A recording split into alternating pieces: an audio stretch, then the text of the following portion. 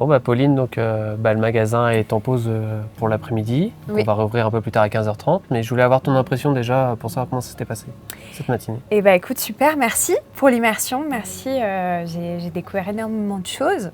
Moi, ce qui m'a marqué au-delà de l'expérience, de la convivialité de l'équipe, c'est vraiment l'aspect pluridisciplinaire, c'est-à-dire multitâche.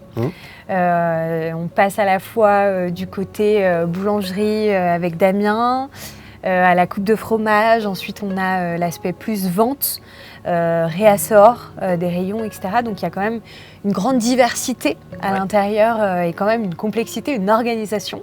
Et c'est chouette de voir aussi le lien que vous avez avec la clientèle. Enfin, moi j'ai été vraiment surprise de ça et je trouve que c'est un petit peu aussi la particularité des petits villages, des stations de ski et notamment du coup des Sherpas. C'est justement ce côté village et proximité avec la clientèle. Et toi, comment tu la vis cette proximité au quotidien ? J'ai un tempérament à être assez avenant, aller vers les gens. Enfin voilà, ça c'est dû certainement à mes expériences précédentes. Mais moi j'aime les gens et je pense que c'est une grande partie de notre métier. C'est-à-dire qu'en fait, il y a des gens, il faut le savoir, ils viennent chez toi. C'est peut-être la seule fois de la journée où ils vont voir du monde parce que c'est leur sortie. Et puis il y en a d'autres, ça va être tout l'inverse, c'est leur période de vacances, ils veulent voir du monde, ils veulent être bien accompagnés, etc. Enfin, voilà. Et c'est toute cette dimension-là qu'il faut prendre en compte quand on fait ce métier-là, c'est qu'on gère du monde, on gère des gens. Enfin voilà, des gens qui sont des fois très exigeants, des fois très pénibles aussi, faut être clair, voilà. Mais au-delà de ça, il y a des gens qui, au contraire, sont là et t'apportent un certain bonheur quand même pour la journée. Enfin voilà, mais n'empêche que c'est ça qui fait la richesse de notre métier. D'accord. Parce qu'il y a le côté, c'est vrai, enseigne. Donc du coup, des Sherpas, on en connaît dans plein de stations de ski. Mais ce qui fait la force aussi, c'est vous, c'est la gérance, c'est qui va donner cette identité, etc.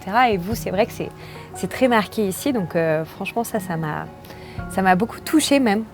Et ensuite, donc, l'enseigne Sherpa, donc c'est la coopérative Sherpa. Qu'est-ce que ça t'évoque, toi, l'idée de la coopérative, justement ? Déjà, l'idée de la coop, c'est qu'en gros, on est tous ensemble. Tous les magasins sont dans un seul et même bateau et on essaye d'avoir une direction commune pour l'intérêt de la marque. On prend des décisions collectives, on fait des assemblées générales, etc., où on prend des décisions tous ensemble. Et c'est pas parce qu'il y a un plus gros magasin qu'il y aura un plus grand nombre de voix par rapport à un petit magasin. Au contraire, c'est un magasin, une voix. D'accord. C'est ça qui est bien dans l'esprit coop. C'est-à-dire qu'en gros, on prend les décisions tous ensemble pour l'intérêt de l'enseigne, pour l'intérêt de Sherpa. Voilà. Ok. D'un point de vue plus recrutement, comment ça se passe pour toi, pour le Sherpa de la FECLA, pour ta gérance, etc. Parce que j'imagine que c'est différent, ou en tout cas, c'est pas toujours les mêmes méthodes de management, de recrutement. Pour toi, ça se passe comment ? Alors nous, on a 2 cas de figure pour ce cas-là, c'est-à-dire qu'on a un poste à pourvoir, donc là on va poser une annonce, ça peut être sur des réseaux sociaux ou même ça peut être sur France Travail. On va faire une sélection de CV d'abord qui nous plaît, qui va suivant l'expérience de la personne, son profil, qu'est-ce qu'elle en dégage, etc. Et après on va prendre un contact avec elle par téléphone parce que souvent c'est des personnes qui vont venir soit du nord, de l'ouest, du sud, etc. On ne va pas les faire venir pour un entretien.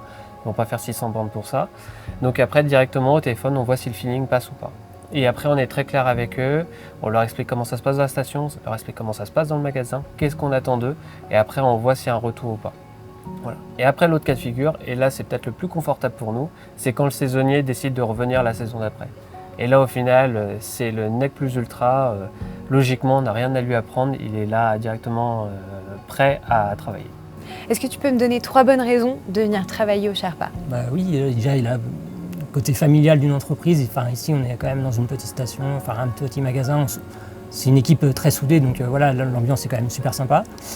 Après, on est quand même dans un environnement extérieur qui est quand même, à la montagne, c'est quand même super beau, super joli. Tout est beau, quoi. Et puis il y a le côté, pendant ces jours de congé, voilà, on peut aller faire du ski, une rando, aller au lac. Donc c'est quand même un cadre de vie quand même qui est plutôt sympa. C'est quoi être un gérant, on va dire, les aspects positifs, les aspects négatifs de la gérance, c'est quoi ? Les aspects positifs, c'est que déjà on est chez soi, Donc on est un peu son propre patron. Si on n'a pas envie de travailler pendant 5 minutes, on s'arrête de travailler pendant 5 minutes. Voilà, c'est des choses sympas. Puis après aussi les petits côtés imprévus. Ça, c'est des choses, on va dire, un peu moins bien, mais bon, ça fait partie du métier. Voilà, une panne machine, un petit problème technique. Donc ça peut arriver. Donc ça, à nous de gérer. Qu'est-ce que tu conseillerais à quelqu'un qui se lancerait dans l'aventure de la gérance d'un Sherpa? Déjà qu'il faut avoir l'envie du contact client, déjà c'est la première chose. Il faut aimer quand même le client parce que si on n'aime pas le commerce en général, ça va être difficile. Voilà. Après, il ne faut pas avoir non plus peur des horaires parce que il faut soit remplacer un salarié, soit se lever le matin pour déneiger parce qu'il a neigé pendant la nuit pour accueillir le camion. Donc ça, c'est vrai que ça fait partie des choses des fois qui ne sont pas prévues. Tu peux toi-même me poser une question si tu veux, ce sera la dernière. C'est vrai. Cette interview. Est-ce que tu te vois ici au Sherpa La Fekla dans quelques années reprendre derrière nous? Pourquoi pas? La vie est lancée.